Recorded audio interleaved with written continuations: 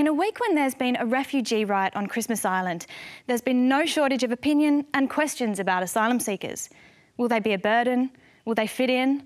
Will they take our jobs? Australia has a long tradition of taking in refugees from conflicts such as World War II and the Vietnam War.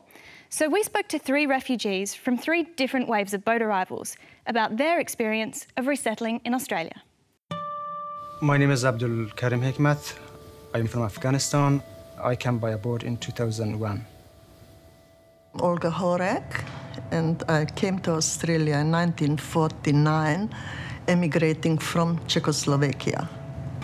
My name is Nguyen. I escaped from Vietnam. I am a refugee.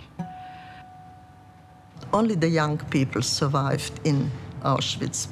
And for me, a home which could not protect me is very hard to accept today. When the communists took over the whole country in 1975, I became a stateless person. The Taliban actually persecuted a lot of minority groups, and it was the reason that I left Afghanistan. And no choice. I got out of Vietnam. There was a kind of mass migration. Hundreds of refugees a day went to Iran, and just a few came to Australia. It was quite a risky journey, so we had to take that risk. To get the passport was impossible. If you didn't have connections, you had to flee. I was hiding in the house until midnight. I got on the small boat. It was quite dark, and we had to kind of crawl on other people's body to get in. It was overcrowded, and I was desperately seasick.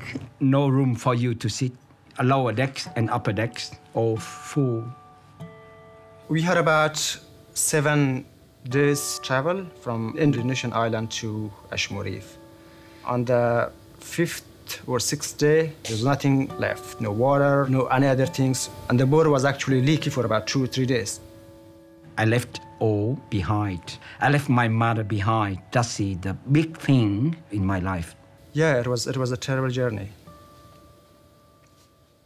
I didn't know much about Australia. At the Brisbane Anglican Church, people received me and gave me $5. I didn't know how to use that. And then they say, "How are you, mate?" We came to Sydney.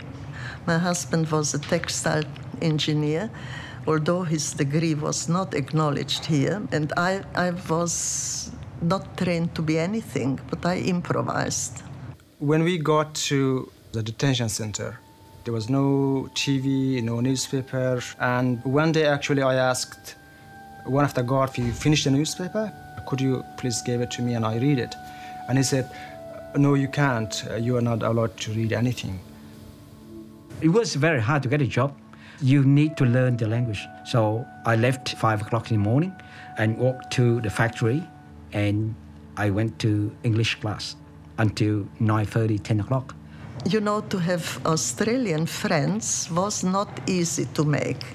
Our neighbors were Australian people, and I often, saw the man with binoculars in the window, watching us, what we were doing.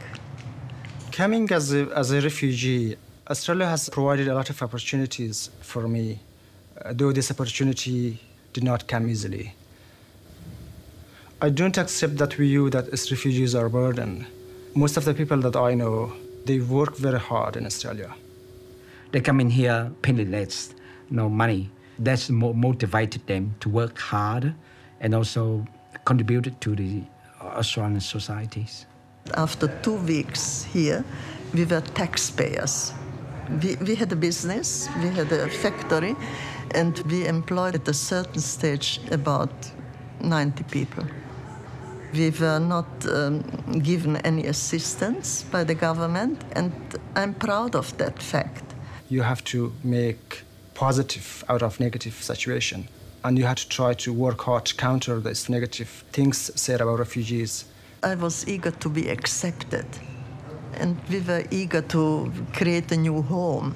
It was a challenge, a real challenge. I have done what I have liked to do. I make a difference to my life, which I couldn't do back home. No one wants to leave their own countries, right? Unless they're very desperate.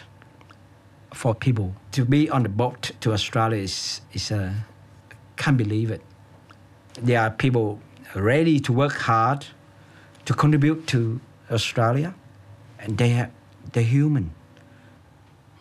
The refugee people they're not terrorists. They're looking for somewhere to live.